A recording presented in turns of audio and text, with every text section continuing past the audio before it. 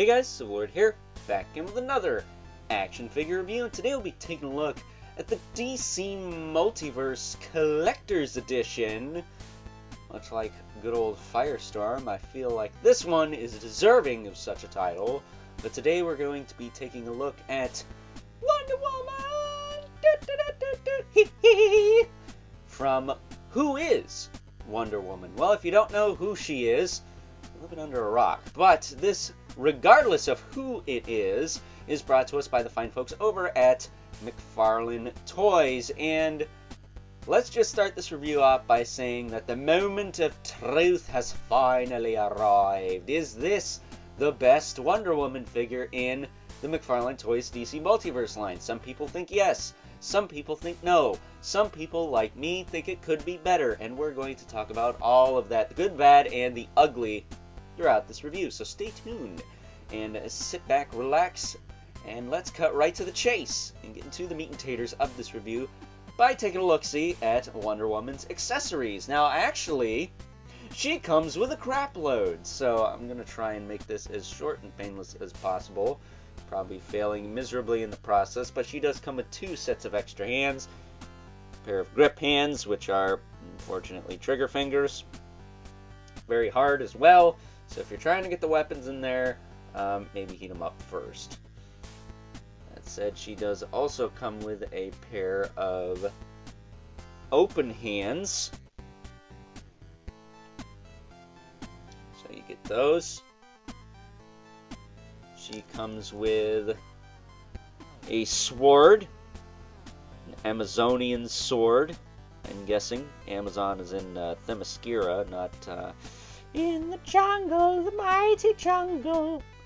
They don't have lions down there, but I'm sure something's sleeping in it tonight. That said, she also comes with an axe. That's more your speed. I like these weapons. The axe is a little gummy on the handle, but not terrible. It's not warped as heck or anything like that. Maintains its shape, but I do prefer the sword myself. That said, she also comes with a shield, which I also like, with the big WW, no E, but it's got the Wonder Woman logo on the front there. And then she comes with a legitimate lasso of truth, literally made out of real thread. Now, part of me thinks this is cool. This is very Mezco of McFarlane to throw this in here. But part of me is like, this is a jumbled mess and I can't get it to sit on her right. So I'm going to have Mr. Brian, aka my dad, aka the old man, first of all, glue these ends, because they're not glued and they should be. I don't know if they're frayed or what, but they don't feel frayed. They just feel like they didn't glue them. And then maybe tie this into the lasso shape. That way it's a little easier to coil around her little loop there on her belt. Because what most people are doing is they're using a plastic lasso like this one. This came from the McFarlane style Wonder Woman. And what you can do is you can lift her arm up there and you can plug this in right here, and it sits on her hip nicely.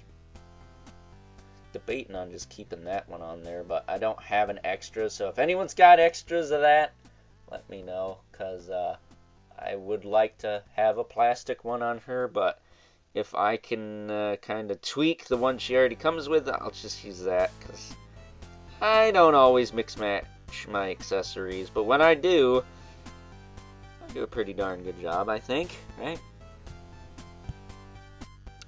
Keep the camera there.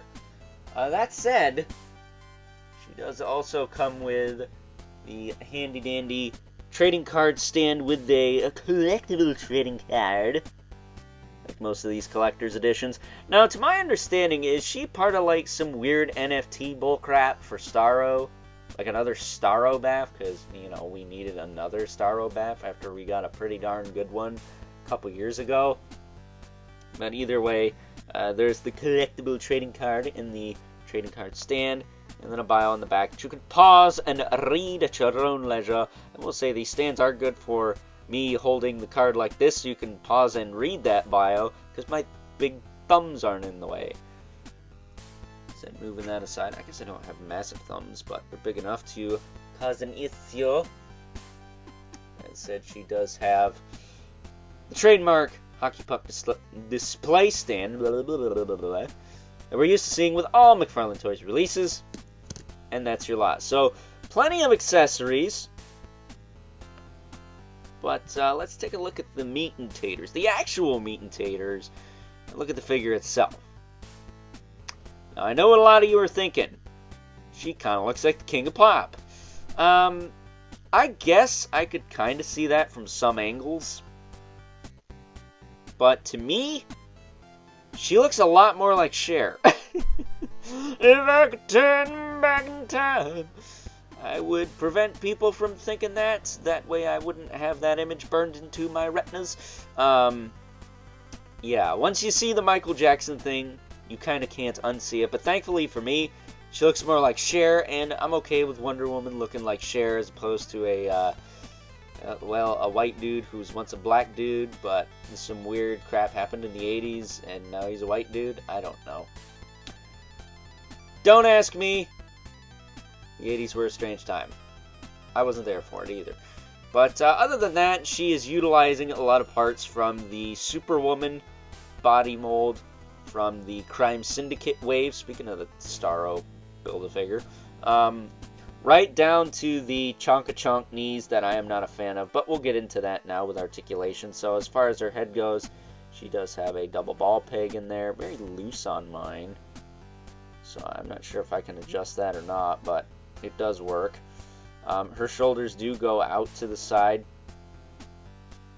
They are on that rotator cap, which is kind of gappy, but it is what it is. They do go back down. They rotate all the way around.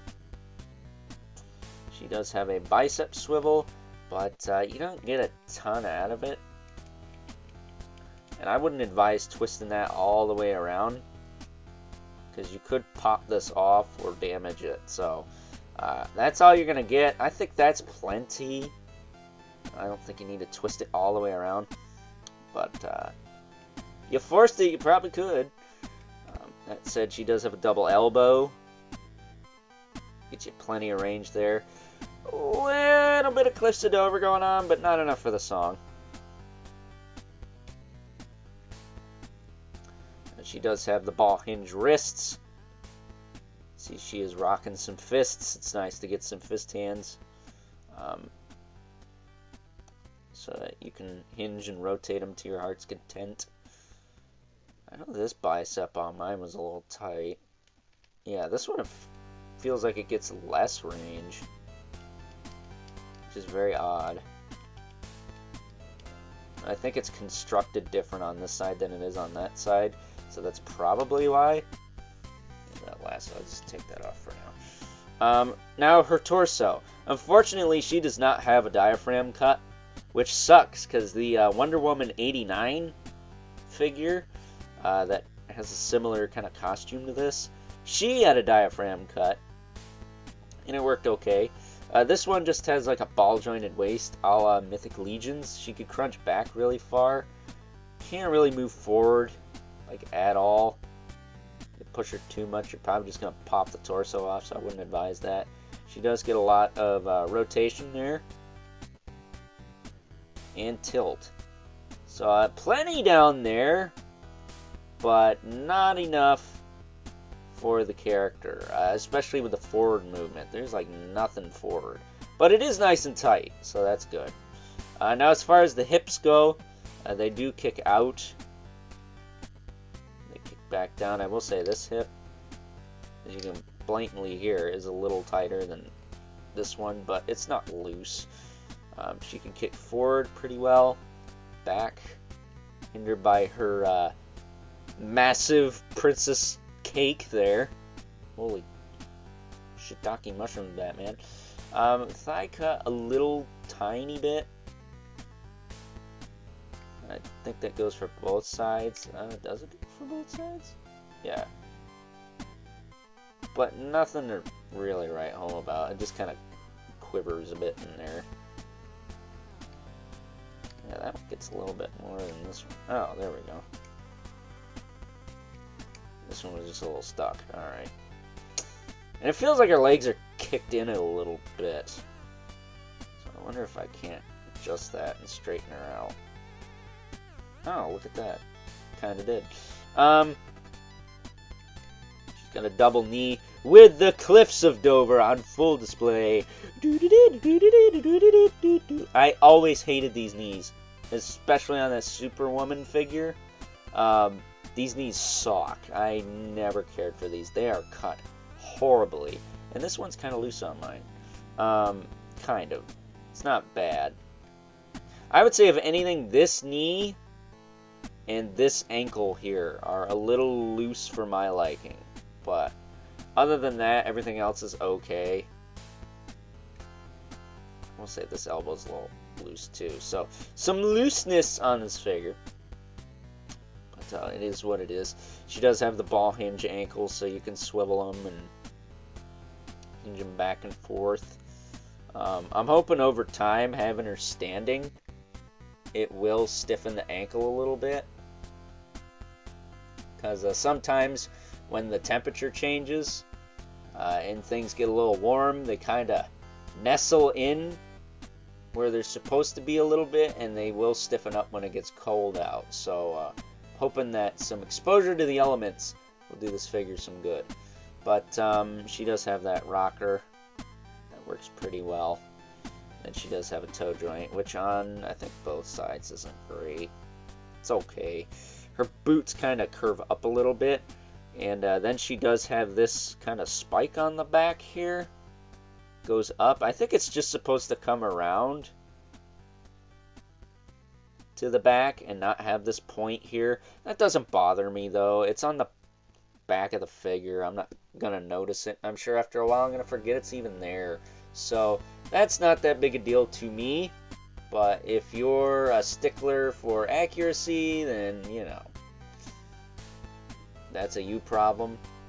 But for me, I feel like this figure was worth the price, but could have been a little better. You know, you always got to strive to get better. If you just settle, then things aren't going to get better. And that goes with everything. I'm not going to say what other examples of that could be, but, you know. If you know, you know. And knowing's half the battle. G.I. Nobody cares. But there you go. There's Princess Diana of Themyscira in a nutshell. Nice figure. Definitely one of the top Multiverse of the year. Not my top Multiverse of the year.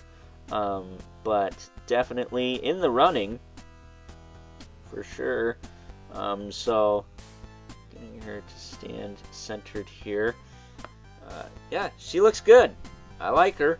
I don't think she looks like the King of Pop like some people, but, you know, to each their own.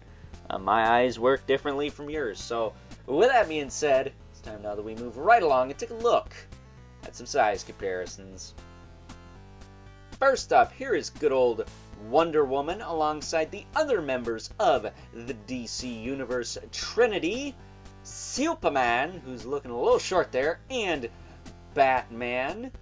Superman, of course, being the collector's edition one I looked at the other day from quote-unquote Action Comics #1, Superman #1. That said, I think the Atomic Skull 2-pack Superman would probably go better with this particular Wonder Woman, not only because of the height, but because this Superman is a very, very retro classic looking Superman, and this Wonder Woman, while more traditional, isn't necessarily classic per se. That said, this is of course Nightfall Batman, my actual #1 DC Multiverse figure of the year. We're not counting the Spawn from the 2-pack, that is, because that figure is gorgeous, but nevertheless, we ain't talking about him. We're talking about Batman and Wonder Woman here. I think she scales quite well with him. She's an Amazonian. Batman's just a human guy from Gotham City, of course, so he's going to be more average height. He doesn't have powers. He's just got a lot of money, so he can pretty much whip everyone's butt on screen here. So before that happens, let's carefully move him out. And Superman out. I really wish I kept that Atomic Skull 2-pack soups out, because I think with a head swap, that could potentially be the best Superman in this line. The only thing I wasn't crazy about was the hands. That said, this of course would not be one of my reviews without bringing in our two regulars, the Mythic Legion's brother Multiverse, right there. She could totally square off against. She does fight like Hades and Ares, right? When are we gonna get a cool Ares? Kind of waiting for that. I mean, it took us what, 3 years to get a classic, or traditional, I should say, Wonder Woman. Then of course we have the infamous 11th Spawn. It's no stranger to fighting tough ladies. Angela, I'm looking at you, even though you're in Marvel now. Lone tear for the loss of Angela from Image Comics. That does kind of suck. I want a new one from McFarlane. As we all know, Hasbro is not going to give us another one for a long time. But Wonder Woman stands kind of toe-to-toe and nose-to-nose with Spawn, which is surprising. But, you know, this is a taller figure. The Superwoman figure was almost abnormally tall. I think she was a little bit too tall, but scaled with Ultraman from that wave quite nicely. And I'm surprised we haven't seen a Superman on that body yet, because that body was pretty decent, albeit the cape sculpt was a little weird, but other than that, I thought the base body was fine. And big fists, but it looked less big on him because his arms were bigger. So, at any rate, before I go off on a tangent here, it's time now that we wrap things up. Some final thoughts.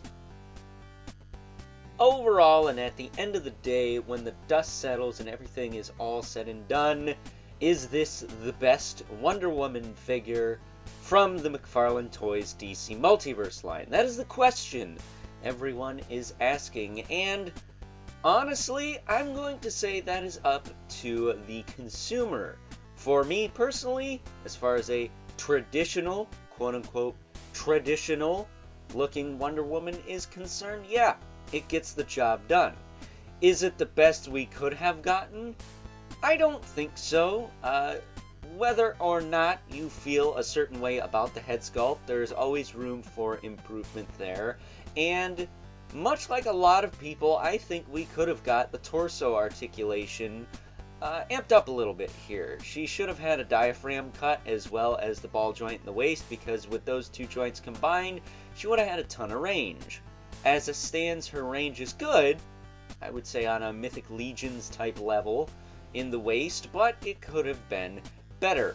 That, and personally, I'm not the biggest fan of the real thread lasso of truth. I much prefer the plastic ones because they maintain their shape, and the thread we got, at least with mine anyways, it feels a little frayed on the ends. Not in the sense that it's, you know, fraying, but it feels like it could. So I'm going to have to put some super glue on the ends to make sure that that doesn't happen. But there is no denying that this is the most traditional looking Wonder Woman we've ever gotten in the life of the McFarlane Toys DC Multiverse line. So I understand if people are up in arms about this being one of the best DC Multiverse figures of 2023, or one of the most controversial DC Multiverse figures of 2023, because yes, it's a classic Wonder Woman, but is it the best we could have gotten? If you ask me, I don't think so. I think we could have gotten something a little better. Those chonk knees speak for themselves, but there is no denying that this Wonder Woman does come with plenty of accessories that you can utilize to your heart's content. So I will leave it up to you whether or not this is worth it to you. That said, I hope you can find her for a retail price, because she is sold the heck out on Big Bad Toy Store. So good luck to you. But with that being said, I hope you guys enjoyed this review. Until next time, I'll catch you guys later.